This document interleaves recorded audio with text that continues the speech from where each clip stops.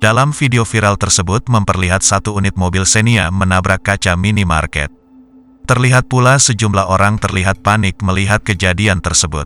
Dalam keterangan, peristiwa itu terjadi gara-gara pengemudi mobil Xenia hilang kendali. Pengemudi kaget mendengar teriakan istri sehingga hilang konsentrasi menginjak pedal gas lalu menabrak minimarket tersebut.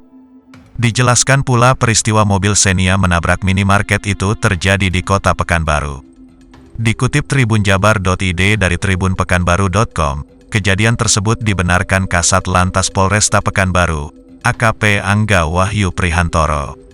Peristiwa mobil Xenia menabrak minimarket itu terjadi di Jalan Lintas Timur, Kecamatan Tenayan Raya, Kota Pekanbaru, Minggu malam, tanggal 25 Juli tahun 2021. Disebutkan pengemudi mobil Xenia tersebut seorang pria berinisial MS, 45. MS adalah warga Kecamatan Tualang, Kabupaten Siak ini, bergerak di Jalan Lintas Timur.